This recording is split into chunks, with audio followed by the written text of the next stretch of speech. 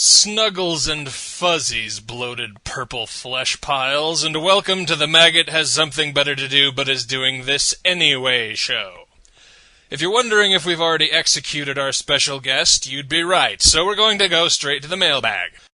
The Intergalactic Post Office, in collaboration with the Senate Subcommittee on Limiting Clag-Brazingi's Collateral Damage, has started pre-reading all the mail that is addressed to this show in the hopes that they can forestall the inevitable genocide that follows.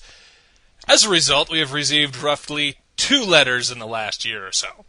So I'm going to go ahead and read both of them in the hopes that at least one of them will justify some sort of therapeutic orbital bombardment. First letter. Lord Maggot, I have listened to your show for quite some time here in what is really the ass end of Mulgore. The goblins from the Venture Company have recently set up a trans-dimensional relay station, and I have spent my days astutely listening to your show. I've used much of your wisdom in the extermination of the centaur that are the blight on my people. I am happy to report that only a few scattered pockets of resistance remain in Desolus.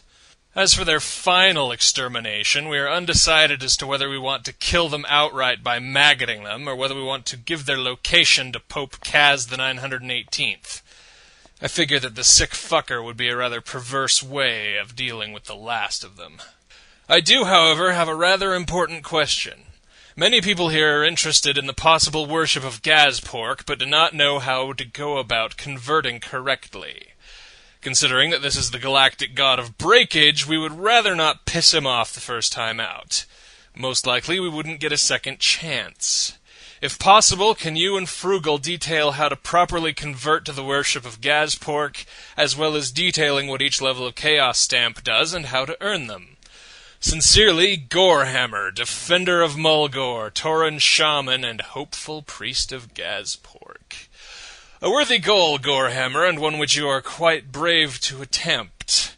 Membership in the Church of Gazpork does tend towards a high casualty rate, and proper worship is one of the ways to slightly reduce the likelihood of your own death. First, and I can't stress this enough, learn how to properly handle explosives. About half of the deaths caused within the membership of the Church have nothing to do with the Church, and everything to do with the members' enthusiasm outstripping their competence. As for proper worship, like any church, you must be pious in your adherence to the Church's tenets and doctrine. Officially, the doctrine of the Church is, anyone who says there's a doctrine is a fucker and should be killed. Whereas its tenets range somewhere from always either be drinking or blowing shit up, all the way to always be drinking and blowing shit up. Honestly, worship of Gazpork is pretty hard to fuck up. If the Uberclesians can pull it off, anybody can. The one warning I will give pertains to his so-called priest spells. If the Venture Company is accessing the Maggott Show, then I'm guessing you're in a Kleptoverse version of Azeroth. A cursory matter scan of your letter confirms this. In fact, according to my database, we have a small missile battery in the Southern Ocean. I don't know why, but apparently we do. The report of the officer who commissioned the project entirely consists of, and I quote, none of your beeswax. But anyway, the advantage to being in a Kleptoverse is you can actually participate in the sacred rites of Gazpork without just being a deluded idiot. In fact, Gazpork grants priestly powers, but they depend very heavily on the mood he's in and what he's doing when you pray. First of all, never pray when he's eating. Second of all, never pray when he's drinking unless the prayer involves backhanding somebody. Third, never try to heal someone because all you'll get is a penis growing out of their forehead. If you're lucky. As for the way you earn Chaos Stamps, that depends on which dimension you're in. In the Star Thugs dimension where Clag-Brazingi resides, they are as follows.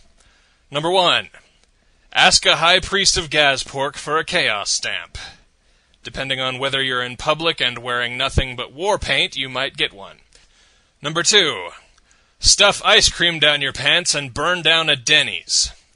Once this is accomplished, you attain the rank of Acolyte, along with your second Chaos Stamp.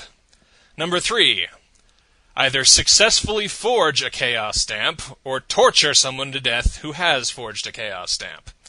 Alternately, have consensual sex with a gopher.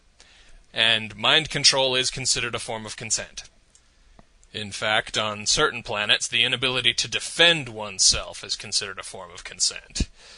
You can choose a larger creature if you wish, but if you do, it must be a reptile, and it must be blitzed on cocaine. Number 4. Force someone else to have sex with a reptile that is blitzed on cocaine. Number 5. Release hallucinogenic gas throughout the atmosphere of an entire space station and post the results on YouTube. Incidentally, this is the point at which you are considered a deacon. Number 6. Have sex with 40 or more women at once. This is actually pretty easy, provided you can afford bus fare to Pornicon 7. That is, if you're male. If you're female, you get your 6th chaos stamp by giving a monk a blowjob. Number 7. This is where they start to get hard. To get your 7th chaos stamp, you must do one of 3 things. Cause a planetary blackout that lasts for 24 hours or more, convince a nun to go on a killing spree, or call a pirate prince a felch monkey to his face. Number 8. Cause a continental scale zombie outbreak. Ironically, thanks to the recent innovations of the Umbrella Corporation, this is easier than number 7. This will garner you the rank of priest. Number 9. Cause the extinction of an entire sentient species. Number 10. Win a street race against the G8155 Interceptor, also known as the Spy Hunter car. This may not sound difficult, especially when you compare it to the annihilation of a whole species, and it certainly doesn't sound like it would cause very much chaos. But both are answered by one tiny little detail. You have to be on foot for the whole race. Suffice it to say, slowing an interceptor down to the speed at which you can run will inevitably involve massive amounts of carnage. Since the interceptor is legendary for its ability to absorb and evade direct damage, it turns out the most reliable way to slow it down is to knock buildings down on top of it. Since it's usually going 175 miles per hour, this usually takes several tries, assuming you're blowing up several blocks at a time. Between the interceptor and the inevitable arrival of the army, you will usually have your hands full to a rather ludicrous degree. It is for this reason that the rank of High Priest is reserved for those who succeed at this daunting task. Number 11. Destroy over 1/3 of the Galactic Senate within the span of 1 hour. So far, 2 entities have done this. Uncle Evil and a meteor. The meteor is actually the high priest of the hidden Gazportian temple in Las Vegas now. Number 12. Get someone from the Enemies of Sentience list elected as Prime Minister of the Galactic Senate. This is as far as anybody has gotten so far, and it confers the rank of demagogue. We're the only ones who are allowed to know Gazpork's personal cell phone number. Which I don't recommend you call. Well, you called while he was eating. And you're you. All the more reason to warn people. You know all that horrible crap that Line 3 is always claiming Gazpork will do to the heathens? Yeah. Gazpork is considerably more creative than he is. And that's really saying something.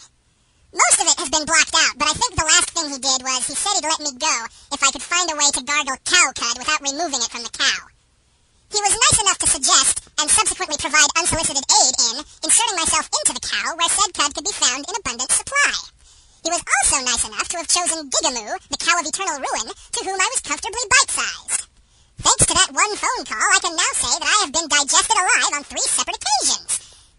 And, incredibly enough, only one of them was your fault. When was... Oh, yeah. The Clag-Brazingi Carnival. When we bumped into Vortag and Vega, and you had the incredibly poor judgment of stealing some of Vega's cotton candy. I swear your kids have assimilated some sort of snake genetics, Maggot. I should not have fit inside a girl who was 3 feet tall, even if I was drawn and quartered. Although, now that I think about it, that time may not count. She hurled after going on one of the roller coasters, and I think a limb or 2 might have slipped out. It wasn't because of the roller coaster. It's because someone wanted an autograph and made the mistake of asking where you were. have reconsidered at that point. You would think so, but a piece of Maggott Show memorabilia called Frugal's Half-Digested Bicep showed up on eBay a few days later. I thought it was best not to look into it any further. That wasn't even the worst part. The thing I hate is that now every time Vega looks at me, she smiles and licks her lips like some sort of reverse pedophile. You should be honored. You're one of the only people she actually smiles at. There is an element of context here, Maggot. Receiving a medal is an honor. Getting head from the Princess of Areda is an honor. Squeezing through the intestines of a psychotic 7-year-old is not an honor. It is, in fact, very embarrassing. The only daughter of yours I want to be inside is Trila, and even then, there are certain specifics that must be observed. How would that even work? She's like 3 times as tall as you. Simple. I'd be on top. I just realized I really shouldn't be asking for details here. I am also changing the subject immediately. Back to Gorehammer's letter. You're in luck, because the mighty tome of all the worlds that Gazpork wants to proper fuck actually has Azeroth listed, along with the criteria for gaining chaos stamps there. They are as follows. Number 1. Stand next to one of the water fountains in Ironforge with another player and simultaneously type /piss. Immediately after, type /play swords. You probably won't get that if you're a girl. Alternately, after defeating a worthy or particularly obnoxious foe, stand over their corpse and type /remove eyes, and then /piss into ocular cavities. It is also recommended that you do this with a partner so you can do both eyes at once. Number 2. Corpse camp a level 1 NPC from your own faction for 3 straight days. Number 3. If you're Horde, give a level 70 gnome a wedgie. If you're Alliance, grab a level 70 Night Elf by the ears and yank his or her head towards your crotch. Number 4. Set fire to the World Tree. Number 5. Build a series of anti-aircraft guns along all of the flight paths on the map. Number 6. Go back in time and kill the idiot who decided that the Draenei and the Eridar were suddenly the same race. Number 7. Go further back in time and torture the idiot who decided that the Draenei and the Eridar were suddenly the same race until the future version of you shows up to kill him. Number 8. Go even further, but okay, this keeps going. 8 is rape, 9 is ritually blind and genital mutilation something. 10 is something to do with a Teletubbies marathon. On to 11.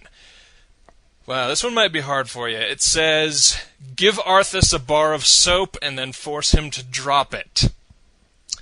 Number 12. Get rid of the ocean. That one might also be a bit uphill. Number 13. Install orbital defense batteries around Azeroth and fire on the capital cities 24/7. Number 14. Give head to Thrall. Doesn't specify anything about gender here. Number 15. Get head from Thrall, and at the very end, type /piss. Wow. Those ones are so much cooler than ours. And incidentally, if you're wondering why ours has 12 and yours has 15, technically ours has 15 too. It's just that nobody has ever gotten past 12. And I am not in the least bit surprised. Number 13 is, get every single female of legal age on a fully industrialized planet to line up one by one and flash their naughty bits at you. Even I would have trouble doing that. I'd pretty much have to head to the demi-elemental plane of relentless gratuitous booty and procure some sort of executive order from one of their head honchos, getting them to colonize a planet expressly for the purpose of flashing me. What disturbs me is that you immediately thought of a way to do it. Like I said, I would have trouble. That doesn't mean I couldn't. Anyways, Gore Butter, or whatever your name was, when in doubt, just refer to the golden rule of the Church of Gazpork. If you do unto others right the first time, they won't be capable of doing things unto you. Next letter. Formal salutations and greetings, Maggot. I've been a very long time listener, and there have just been some questions building in my mind. First, whatever happened to the censors? Did you kill them all off in a rabid act of artistic freedom, or did they just become unionized and said screw it to trying to do their jobs? Second is, of course, your sexual lifestyle, since you've made this a major focus of the show. That's Frugal's fault. Can I assume that you and Frugal are no longer virgins? After all, having the goddess of pain, the endless amounts of goats, Kaz, Uncle Evil, the legion of women, and waxing the cappuccino machine, etc., and you being in heaven with a hot red-headed angel for many months, not to mention the heir of whatever that was, does that mean that your cherry has finally been popped, or is the word virgin in Maggottonian language mean having alien seed propagate from your loins, or doing an undead bunny? And as a follow-up, does that mean that Lifestealer and Bortosh will be ripping that angel in half soon? I would hope not, considering Bortosh is like 20. And thirdly, was the chip really that bad, Frugal? I mean, we already know from Nigel that you subscribe to Christian Reader monthly. I think that the chip just let you follow through on all of your adolescent fantasies. So was the horror of the chip the fact that you lost your goats? If you'd paid attention to Christianity, you would know that goats were a central feature in their religion. Not only would you have been able to have a continuous orgasm while practicing your religion, but you also would have your goat and blood-soaked orgies at the same time. Or did the porn merely clog your brain from looking at the problem from another perspective? As this letter may end with the bombardment of my homeworld, I will say formal goodbyes from the real Peter in my pants from Butte, Montana. Well, as far as the censors, ownership of the Maggott Show has changed hands several times. At first it was owned by Paingiver Productions, which was autonomous at the time, and I could say pretty much whatever horrifically blasphemous things I wanted. Not long after the first show aired, Paingiver was bought out and made a subsidiary of Vega Broadcast Group Incorporated. VBG is surprisingly conservative for a Vega sector industry, and they were the ones who asked that I at least refrain from making rape jokes about Jesus. I was okay with that. After the .com crash, VBG had to liquidate most of its assets and was eventually bought out by Disney. Needless to say, this started to cause some friction. After a string of FCC lawsuits and assassinations, Disney decided ownership of Paingiver was more trouble than it was worth, and offered to sell it at bargain basement price to anyone who would take it. That anyone turned out to be Gazpork Industrial, one of the manufacturing affiliates of Maggot's Intergalactic Siege Force Rental and owner of what are probably the least conservative companies in Vega Sector. This actually worked out pretty fabulously, as Gazpork Industrial was able to move Paingiver to Clag Brzingi, where it wasn't under constant risk of its cast members being arrested for war crimes, or what they refer to as sex offenses on a biblical scale. Permission to turn that into a Jesus-related rape joke? Denied. So that's pretty much the story. Gazpork Industrial and Clag Brzingi are two places where censorship is just another word for murder me. Second, our sexual lifestyles. Permission to... Definitely denied. Prude. Frugal has sex with pretty much anything with meat in it. And some vegetables, too. Whereas Uncle Evil is pretty much the guy in the van who offers you candy. Uncle Evil doesn't get much around here now, simply because your typical Maggottonian has a kill score by age 6, and he can't leave because the Galactic Senate has dedicated an entire task force to specifically making sure he doesn't get off the planet. I could take him. Our vending machine could take him, but it's the thought that counts. Since when are the Galactic Senate and actual thought considered to be compatible concepts? I would hope the moment you became Prime Minister. Oh, yeah. Technically, the fleet is his ministerial bodyguard. They just keep an uncomfortably close eye on him any time he goes off-world. Prudes. As for myself... He's a virgin. All of his kids spawned in garbage cans. And here's the wind-up. And the stabbing. You realize I did that more out of obligation than any actual regard for what you say. Yeah, I do it for our devoted fans. I like to give something back. Sometimes I even like to give something back that isn't an STD. As I was saying, yes, I got some from the angel. But the matter of my children is somewhat complicated. Cover your ears, here comes the jumper jargon. Frugal is abnormally correct. Maggotonians are one of many races called jumpers. A jumper is basically a tiny little dimension. Maybe that's why I fit inside Vega. No, she just has the digestive tract of a dragon. Anyway, the nature of jumpers means that procreation can come in many forms, and Maggotonians in particular are very flexible because we are genetically assimilatory. They can impregnate anything, including dogs. I've seen him do it. Thank you. You've been a great audience. Be sure to step in next weekend when we'll be featuring Adam Carolla and Bill Cosby having hot, sweaty, sex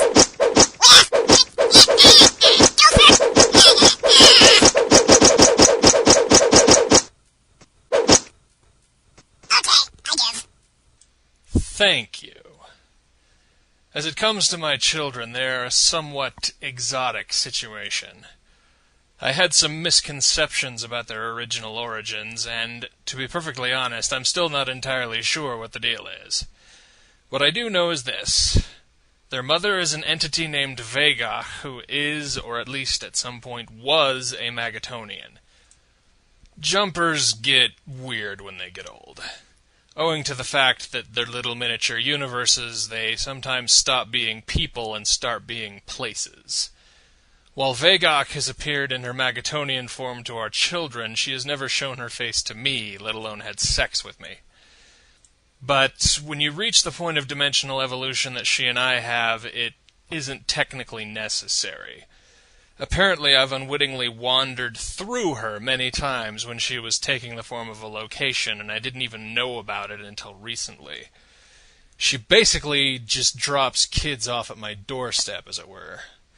She lives where I live, but only when I'm not there. Man, and here I thought I was the only one who thought you were just that ugly. Wait, no more stabbing. I pretty much only have the one artery left to go on. Apparently this started a long time ago. What Vegok's interest in me is, or why she's bothered to conceive children through me, is unknown. I've only ever heard or seen her through indirect means like security cameras or my own psionic powers, though if she knows I'm looking, she leaves. Wait a minute. Vegok is your kid's mom? Apparently. Didn't you ever wonder why all of my daughters have the surname Vegok? Well, I just figured it was because they liked her better than you. Well, then most of them do, but still. That's sad. That means that Uncle Evil and me have had more contact with your wife than you have. And it's not even an innuendo. That makes it even more sad. I know. As for the third question in the letter about the brain chip... We are not going to answer that. And yes, we are going to kill you for asking it. Well, just remember, you heard it from him, not me. That's it for the Maggott Show this week, so you can all go to hell.